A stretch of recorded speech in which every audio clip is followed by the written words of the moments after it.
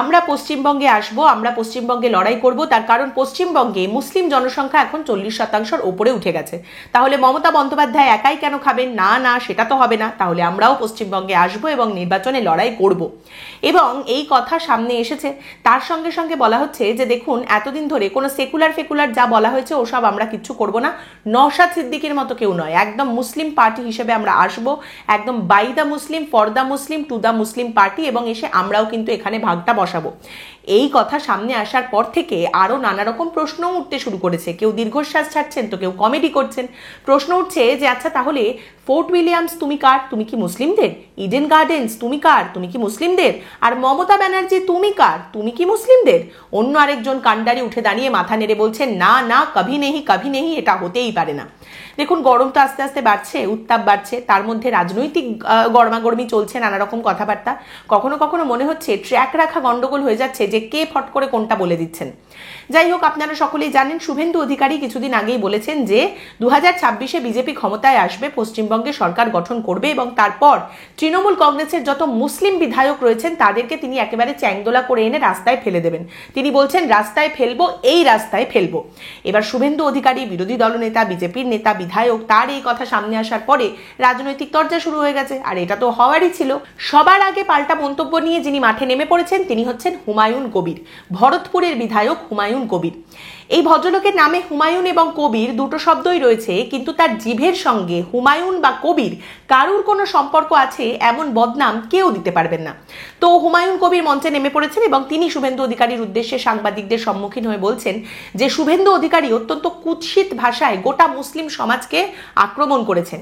এই আক্রমণ যদি উনি বন্ধ না করেন, বা এই কথা যদি উনি প্রত্যাহার না করেন, যদি উনি ক্ষমা না চান, তাহলে এক কাজ করুন, ওনাকে মুর্শিদাবাদ যেতে বলুন, সাংবাদিকদের জানিয়ে দিতে বলুন যে কোন সময় উনি মুর্শিদাবাদে যাচ্ছেন।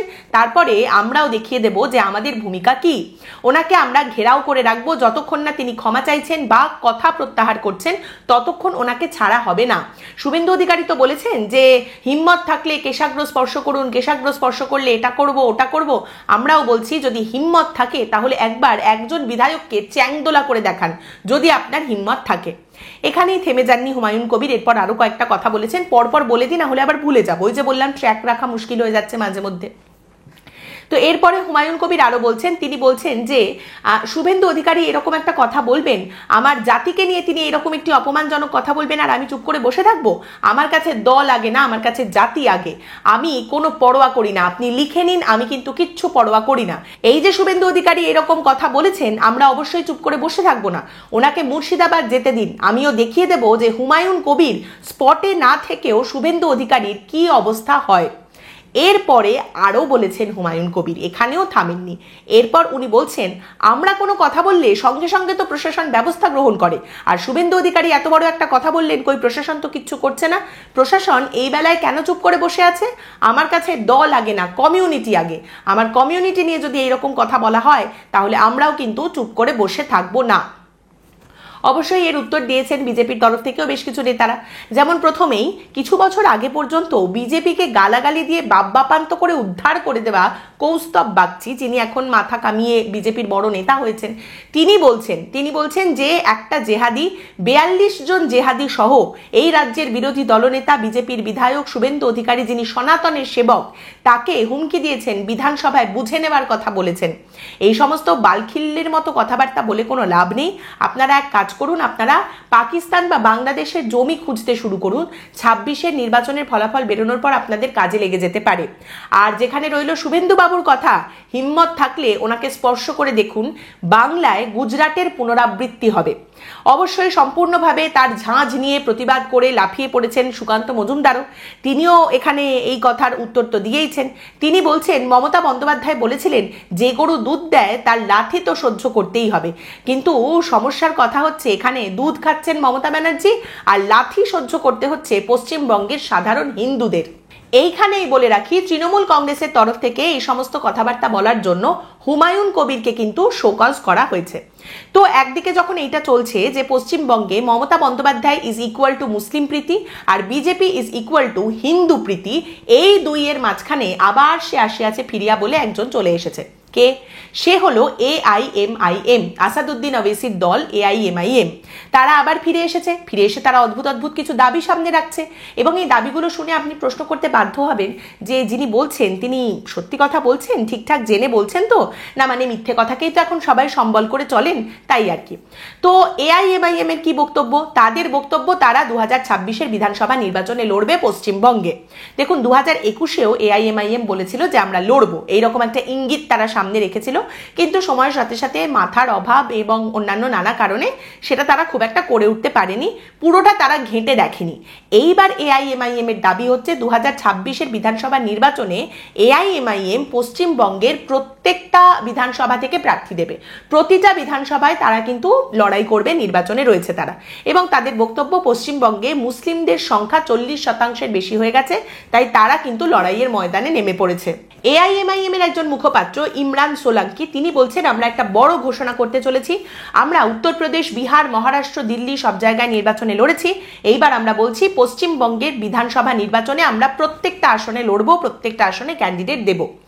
এই পর্যন্ত তো ঠিক আছে, প্রত্যেকটা আসনে তারা লড়তেই পারেন, কিন্তু AIMIM নতুন আসছে একটা দল পশ্চিমবঙ্গে, কি বা করে নেবে? এইখানে AIMIM এর দাবি হচ্ছে যে ভাববেন না আমরা নির্বাচনে দাঁড়িয়ে কিছুই করতে পারবো না। শেষ যে পঞ্চায়েত নির্বাচন পশ্চিমবঙ্গে হয়েছে সেই সময় মালদায় আমরা 60,000 ভোট পেয়েছিলাম, মুর্শিদাবাদে 25,000 ভোট পেয়েছিলাম এবং আরও কিছু জায়গা থেকে আমরা 15 থেকে 18,000 ভোট পেয়েছিলাম। এবার দেখুন এই সংখ্যাগুলোয় বিজেপির কিছুই যায় আসে না, কারণ বিজেপি পশ্চিমবঙ্গে এই মুসলিম ভোটটাকে তো মাইনাসে ধরেই রেখেছে, তারা তো এই ভোটটা চাইই না, এটা বাদ দিয়েই তারা অঙ্ক করছে।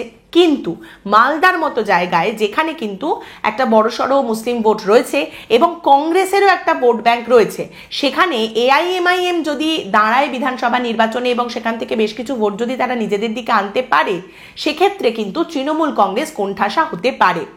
এই কারণেই AIMIM এর এই ঘোষণা সামনে আসার পরেই জানাব ফিরহাদ হাকিম, যিনি কিনা তৃণমূল কংগ্রেসের অন্যতম সংখ্যালঘু মুখ, তিনি নেমে পড়েছেন মাঠে এবং তিনি বলছেন AIMIM যা বলছে সেগুলো সম্পূর্ণ মিথ্যে কথা, বাজে কথা। আসলে AIMIM হচ্ছে বিজেপির বি টিম, অনেকদিন ধরেই ওরা তককে তককে ছিল, বাংলাকে আক্রমণ করতে চাইছিল, এইবার যাতে ভোট কাটাকাটি হয় এবং সেই ভোট কাটাকাটির মাধ্যমে বিজেপির যাতে সুবিধা হয় সেই জন্য AIMIM মাঠে নেমে পড়েছে আর এই সমস্ত ভিত্তিহীন মিথ্যে কথা বলছে। কিন্তু কি কি কথা তুলেছে AIMIM? প্রথম যে কথা তারা বলছে সেটা হচ্ছে পশ্চিমবঙ্গে মুসলিম জনসংখ্যা 40% পেরিয়ে গেছে, শুধু মুসলিম ভোটের বেনিফিট মমতা ব্যানার্জি একা কেন পাবেন? আমরা তো একটা মুসলিম পার্টি, আমরা তো এখানে দাঁড়াতেই পারি এবং বেনিফিট ট্রান্সফার হতে পারে, তাহলে 40% পেরিয়ে গেছে মুসলিম জনসংখ্যা, আমরাও ভোটে দাঁড়াবো, আমরা মুসলিম পার্টি, মুসলিমদের ভোট আমরা নিজেদের দিকে নিশ্চয়ই পাবো। দ্বিতীয় কথা তারা বলছেন যে পশ্চিমবঙ্গে ওয়াকফ বোর্ডের প্রচুর সম্পত্তি রয়েছে, যে সম্পত্তিগুলো নয়-ছয় করা হয়েছে। মুখ্যমন্ত্রী মমতা বন্দ্যোপাধ্যায় তার প্রশাসন এবং সরকারের দিকে আঙুল তুলছে AIMIM এবং বলছে যে ওয়াকফ বোর্ডের সম্পত্তি দখল করে নিয়েছে এই সরকার, টাকা পয়সা নয়-ছয় করা হয়েছে, এদিক ওদিক হয়ে গেছে সবকিছু। এবং সেখানেই AIMIM এর দাবি যে ইডেন গার্ডেন্স তাদের সম্পত্তি এবং ফোর্ট উইলিয়ামস সেটাও তাদের সম্পত্তি, মানে এই দুটো ইডেন গার্ডেন্স আর ফোর্ট উইলিয়ামস এই দুটো হচ্ছে ওয়াকফ বোর্ডের সম্পত্তি। এইটা কিন্তু অত্যন্ত বিভ্রান্তিমূলক একটি কথা এবং ভুল তথ্যের সমান।